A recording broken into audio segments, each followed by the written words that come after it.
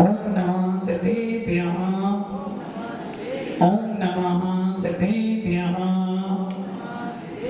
यदरिता भावेन भवति मनादर दुर्यः छराता सिद्ध सर्गे वनगन समधा सुगनिधे लभन्ते सर्वत्र शिव सुख समाजं किमुदता महावीर स्वामी महावीर स्वामी महावीर स्वामी नयन प्रदयामि भगत में भुवः बंधनानिता ज्ञान दर्शनायिका चारित्राणां मेरा मोक्ष मार्गोपदेशिका पंच प्रमिति भगवान की एकनाथ भगवान की अंतिम सत्संग प्रति भगवान महावीर स्वामी की आचार्य श्री कुंद कुंद भगवंत की आचार्य श्री उमा स्वामी भगवंत की आचार्य श्री विमल सागर जी महाराज की आचार्य गुरुदेव सरमती सागर जी महाराज की तीन कामनों करोड़ मुनि राजों की दुआ तथा जिनवाणी माता की बोले भैया व्रताचार्य वात्सल्य मूर्ति दिव्य पदवी आध्यात्म की राष्ट्र संत आचार्य 108 सुंदर सागर जी गुरुदेव की गुरुदेव की गुरुदेव की भव्य आत्मा भगवान महावीर के बारे में सुन रहे थे और भगवान महावीर ही नहीं जो जो भी तीर्थंकर होते हैं जो जो भी केवली होते हैं उन सबका लक्ष्य रहता है अपनी आत्मा में निवास करते हुए संसारी जीवों को भी कुछ ऐसी वस्तु मिल जाए जिसको प्राप्त कर कर वो भी आत्मा से परमात्मा बन जाए। आराधना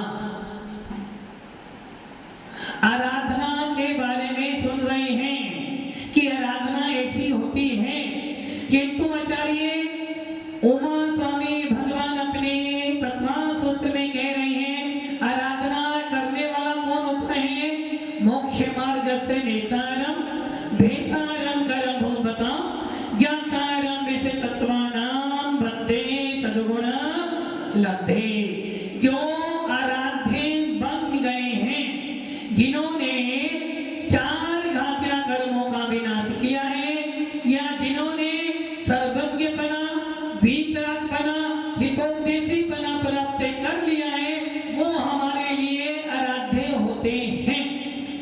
जो आराध्य होते हैं उनके प्राप्ति करने के लिए उन आराध्यों के गुणों को प्राप्त करने के लिए आराधना की जाती है।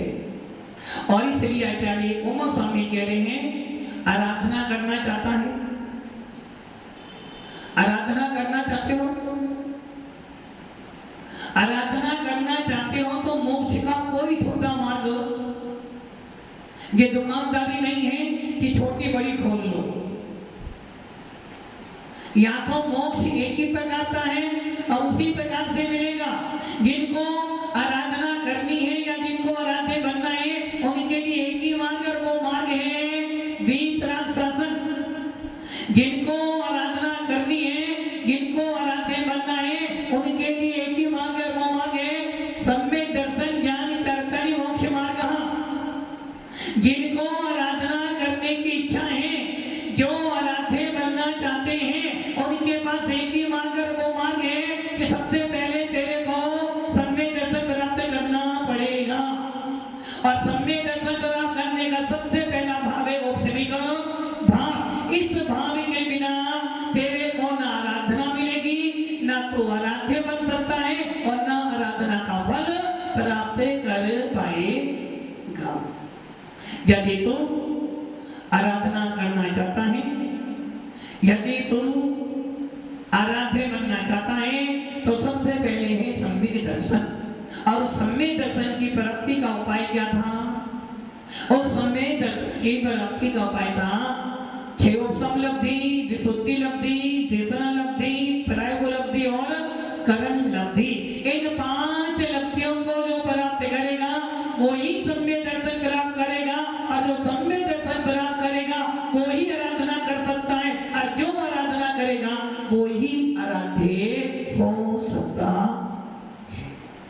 अब इसमें से किसकी इच्छा है कि वो आराधना करना चाहता है? इनमें से किसकी इच्छा है कि हम आराधना करना चाहते हैं? आराधना की तो बहुत दूर बात, हमारे पास उपदेश सुनने का समय नहीं है, तो आराधना कहां से होगी? हमारे पास 24 घंटे में इतने सारे काम हैं कि हमको मंदिर जाने की भी फुर्सत नहीं है। पूरे 24 घंटे में इतना भी समय नहीं कि हम 5 मिनट के लिए अपने आप के बारे में चिंतन कर ले, तो कहां से आराधना और आराध्य बनोगे? आराधना करने वाला, आराध्य होने वाला, उसके पास तो एक ही लगन होती है, और वो लगन होती है आत्मनिधन। अपनी आत्मा के बारे में ही सोचता है, और जो आत्मा के बारे में सोचेगा वो ही आत्मा की चर्या करेगा, और जो चर्या करेगा वो ही आत्मा की चर्चा कर सकता है। उपदेश सुनने में अच्छा लगता है, उपदेश सुनने में अच्छा लगता है, किंतु जब करने की बात आती है तो सारा भार सामने वाले के ऊपर छोड़ दे। तो भी तू कर, मैंने सुना बस।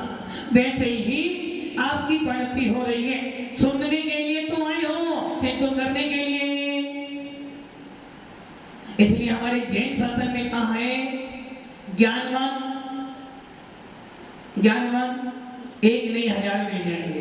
कोई भी काम शुरू करोगे रायचंद, क्या रायचंद नहीं मिलेगा? कहां से लाओगे? बिना बुलाए मिल जाएंगे रायचंद तो आपको। आप किसी भी योजना को लेकर बैठो, पत्थर मारने वाले, राय देने वाले लाखों मिल जाएंगे। ज्ञान देने वाले रायचंद भी बहुत है, ज्ञानचंद भी बहुत है, हुक्म देने वाले भी हुक्मचंद भी बहुत है, किंतु करमचंद बनने वाला, काम करने वाला कौन? मैं नहीं, वो करेगा। किंतु राय देने वाले आचार्य भगवान कौन स्वामी कह रहे हैं, भैया हमें रायचंद, ज्ञानचंद, हुक्मचंद नहीं चाहिए, मैं तो बस एक चाहिए, करमचंद। आदि करमचंद ना होता तो देश भी आजाद हो। हमें तो एक ही चाहिए, करमचंद। और जो करमचंद बनेगा, जो कर्म करेगा, जो पुरुषार्थ करेगा, वो ही आराध्य बन सकता है। इसलिए आचार्य उमा स्वामी कह रहे हैं, भैया सम्य दर्शन प्राप्त करना चाहता है, यदि तो आत्मा को देखना चाहता है, आत्मा का स्वाद लेना चाहता है, तो क्या करना? सबसे पहले ज्ञान की चर्चा छोड़ देना। क्योंकि जो व्यक्ति ज्ञानी होता वो कभी किसी की क्या अश्विन जी क्या मना कर रहे हैं? जो ज्ञानी होता वो किसी की नहीं सुनता। उसी प्रकार अश्विनी भी किसी की सुनने वाला ज्ञानी है ना। ज्ञानी व्यक्ति किसी की, क्योंकि हमारे पास समय ही नहीं। ज्ञानी व्यक्ति के पास में दूसरे को सुनाने का समय तो है, किंतु ज्ञानी व्यक्ति के बाद अपने आप का चिंतन करने का समय। एक पंडित, एक विद्वान सबको तो उपदेश देगा, किंतु कभी वो उपदेश पर चलने के लिए तैयार। इसलिए आचार्य भगवान कहते हैं, एक घड़ा है, उनमें पूरा पानी भरा हुआ है, और वो घड़ा लेकर यदि आप जाओगे तो क्या होगा? तवंगी क्या होगा? पानी झलकेगा, मतलब कि उसमें से आवाज होगी। एक घड़ा ऐसा है जो आधा भरा हुआ, उसमें भी पानी की आवाज। तो अरे घड़ा ऐसा जो बिल्कुल कोरा है, वो कैसा है? एक घड़ा खाली है, एक घड़ा आधा भरा हुआ, एक घड़ा पूरा भरा हुआ है। जो पूरा भरा हुआ उसमें से पानी की आवाज जोर जोर से आएगी, जो घड़ा आधा भरा उसमें आवाज तो आएगी, तो अंदर ही अंदर रह जाएगी। और एक घड़ा पूरा खाली, उसमें से वैसे ही 3 प्रकार के व्यक्ति। एक व्यक्ति पूरा ज्ञान से भरा हुआ, मैं ज्ञानी हूं, मैं ज्ञानी हूं, वो कभी भी किसी की नहीं सुनेगा, बल्कि बार बार अपनी सुनाएगा। एक व्यक्ति ज्ञानी तो है, आधा भरा हुआ है, और जब कभी भी धर्म उपदेश सुनेगा, ज्ञान सुनेगा, बार बार बीच में क्या करेगा? बार बार बीच में टोकेगा। और एक व्यक्ति ऐसा है पूरा का पूरा खाली है, तो भगवान कहते हैं, आचार्य अमृतचंद सूरी आत्मा शास्त्र में कहते हैं, जो खाली है वो ही मोक्ष को प्राप्त कर सकता पता है, क्योंकि खाली व्यक्ति को कुछ नहीं पता। जब आपके बच्चे छोटे होते कहाँ भेजते हो सबसे पहले आप? LKG UKG किस लिए भेजते हो? कि कुछ संस्कार स्कूल में बैठने के आ जाए। और यदि वो बच्चा CA बन जाए या इंजीनियर बन जाए, तो वो बेटा LKG UKG में बैठते हैं, चला जाओ तो कहेगा पापा यदि इतनी पढ़ाई करने के बाद यदि LKG में ही बैठना था तो क्यों पढ़ाया था? यदि आप अपने इंजीनियर बेटे को CA बेटे को कोई राय दो, पापा अपनी राय अपने पास मुझे भी पता है क्या करना है, तो ज्ञानी व्यक्ति कभी किसी की सुनने के लिए तैयार हो। इसलिए आचार्य भगवान कहते हैं वो ज्ञानी नहीं है, वो अज्ञानी है। जो सम्यक ज्ञानी होता है, जो सम्यक दृष्टि जीव होता है, वो तो बार बार अपनी आत्मा के बारे में सुनने का प्रयास करता है। इसलिए आचार्य उमा स्वामी जी ने लिखा सम्यक दर्शन प्राप्त कर, सम्यक दर्शन को प्राप्त कर। और सम्यक दर्शन को प्राप्त करने के लिए तुझे 5 प्रकार का पुरुषार्थ भी करना है। सबसे पहला पुरुषार्थ उद्योतन।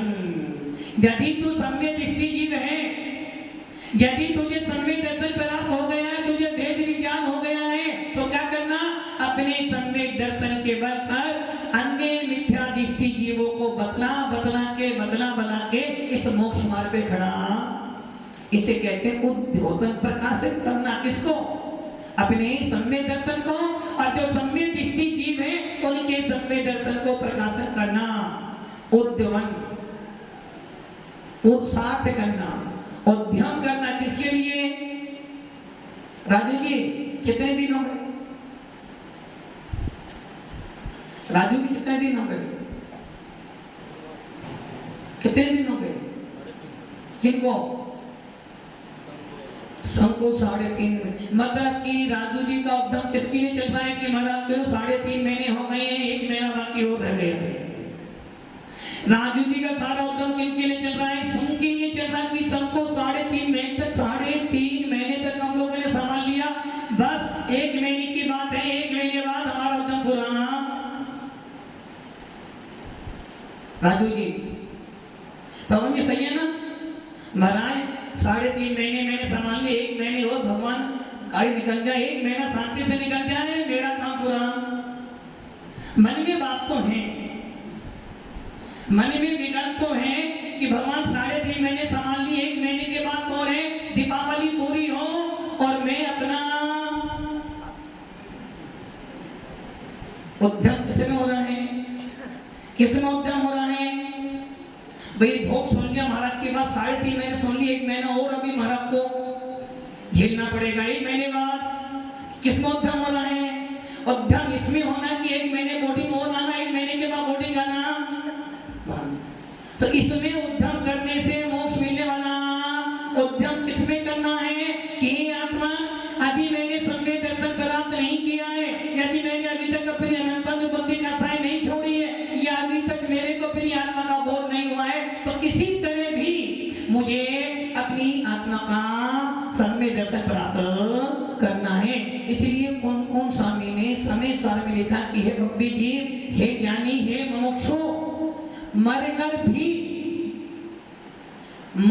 भी अर्थात मरकर मने कैसे भी हो, कितना ही तुझे पुरुषार्थ करना पड़े, तेरा मन लगे या ना लगे, 6 महीने तक तो तू स्वाध्याय कर और 6 महीने के बाद देख तेरी आत्मा के अंदर वो ज्योति उत्पन्न हो जाएगी। उद्यम पुरुषार्थ करना। किसके लिए पुरुषार्थ करना? किसके लिए? स्वयं के। हाँ, स्वयं के लिए पुरुषार्थ तो करना कि हम सवेरे सवेरे बोर्डिंग आते हैं, शाम को आते, भगवान बस 1 महीना पूरा हो जाए, हमारा उद्यम पूरा। उद्यम करना है सम्यक दर्शन की प्राप्ति करने के लिए। जिससे सम्यक दर्शन प्राप्त हो उनके पास जाकर उनका सानिध्य प्राप्त करना, इसे कहते हैं उद्यम। अर्थात देव गुरु के पास जाना, स्वाध्याय करना, चिंतन करना। इसको करने से, देवता सुनने से, पुरुषार्थ करने से मुझे सम्यक दर्शन प्राप्त हो जाएगा। निर्वहन। अब कितने ही बड़ी से उत्सर्ग आए पवन जी, अब घर वाले कुछ भी बोले, अब तो निभाना को किसको? संघ को। निर्वहन के बाद निभाना तो पड़ेगा ना। किनको? कोई निभाए ना निभाए, जिसको अध्यक्ष बना उसको तो निभाना पड़ेगा। कहेंगे सही है ना दादी भैया? कोई आए ना मुझे तो माल संभालना पड़ेगा एक महीना ट्रस्टी सही है ना? कोई नहीं करे तो ट्रस्टी तो क्या रहेगा बाकी वो लेकर, सही बात है ना? क्या उसके यहां से मतलब कि आप क्या समझ रहे हो? निर्माण का अर्थ क्या था? उपसर्ग परिचय आ जाने के बाद भी कितने ही कष्ट उपसर्ग आ जाए फिर भी मैं अपने समय दर्शन से विचलित मैं जितने ही उपसर्ग परिचय आ जाए सारी दुनिया मेरे विरोध में हो जाए किंतु मैं फिर भी जिने दे का शासन छोड़ने वाला। भले घर में दाना भी नहीं हो, भले मुझे सारे लोग कहेंगे तू वहां चला जा तेरा काम हो जाएगा, तू वहां चला तेरा सारा काम हो जाएगा, वहां जाएगा एक दिन जाएगा 1 लाख रुपए तेरे कमा लेगा। दुकान नहीं चलती वहां चला, दुकान तेरी चलेगी, जल्दी जा। बेटा बीमार है वहां तक तो ठीक हो जाएगा, क्या करोगे? वीरेंद्र जी आप जाओगे ना? मरा जाना पड़ता है, मरता क्या ना करता तो आचार्य करे ये तेरा समय दर्शन नहीं है। निर्भर का है कितने ही उत्तर परिचय आ जाए सारी दुनिया तेरा दुश्मन बन जाए फिर भी तो जिन शासन को नहीं छोड़ना। वो रेवती रानी, उस रेवती रानी को मालूम था तीर्थंकर कितने होते हैं? 25 कितने ने तो 25 ने भी तीर्थंकर कितने होते हैं? 24 ही होते हैं। क्या करें 25 भी होते हैं ना? अच्छा वो कहीं किसी ने आकर बोला था कि सांबड़ा में समोसा लगा है। तीर्थंकर 24 ही होते हैं वो जानती थी, सुनी भैया वो जानती थी और तुम जानते हुए भी चली जाओ। तीर्थंकर 24 होते हैं और 24 हो गए आपको भी तीर्थंकर पैदा होने वाले। एक विद्याधर छुल्लक जी ने रेवती रानी की परीक्षा लेने के लिए जब वो छुल्लक जी अपने गुरु के पास से आ रहे थे तो पूछा गुरुदेव किसी को कुछ समाचार देना है? तो गुरुदेव बोले भैया वहां पर एक रेवती रानी है, राजा की रानी है, बहुत धार्मिक है, जिन शासन को मानने वाली उसको बोलना गुरुजी ने तुझे आशीर्वाद दिया है। फिर छुल्लक जी बोले भगवान और किसी को भी कुछ बोलना है क्या? बोले बस और किसी को कुछ नहीं बोलना। जबकि वहां पर मुनि संघ भी विराजमान, एक मुनि विराजमान था किंतु भगवान ने कुछ नहीं बोला। वो छुल्लक सोचने लगा लगता है गुरुजी ने कुछ गलती कर दी है, या तो उनके दिमाग से उतर गया कि कोई साधु भी वहां विराजमान है। किंतु वो छुल्लक जी विद्याधर बन के गए, सोचने लगे कहीं ना कहीं दाल में तो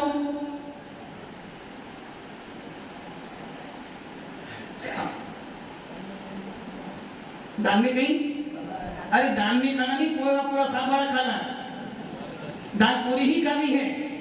दाल में खाना हो तो चल जाए, दाल में खाना हो तो चल जाए, तो पूरी दाल ही खानी हो तो कैसे चलेगा? इसे राजू भैया काले कपड़े पहनकर आए हैं और काले कपड़े कब पहनते हैं? किसी का विरोध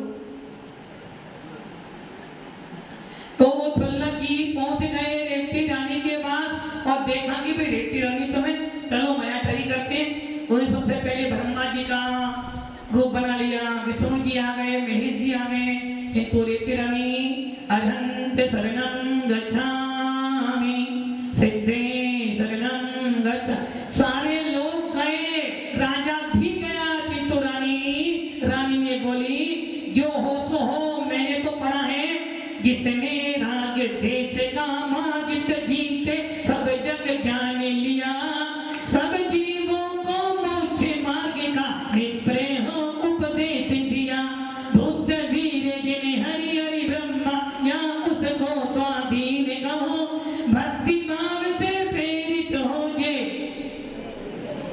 रेवती रानी ने कह दिया ब्रह्मा हो विष्णु या महेश हो, मेरी लड़ाई किसी से नहीं है, किंतु मेरी लड़ाई तुम्हें जो रागी देसी मोही है मैं उनके बदला करने नहीं जाती हूँ। सारा नगर गया किंतु रेवती रानी वहीं अपने राजमहल में बैठे बैठे बोल रही है नमो अरिहंताना रानी ऐसे आने वाली नो कि वो जैन हैं। और जैन व्यक्ति क्या करता है? दिव्य जी क्या करता है जैन व्यक्ति?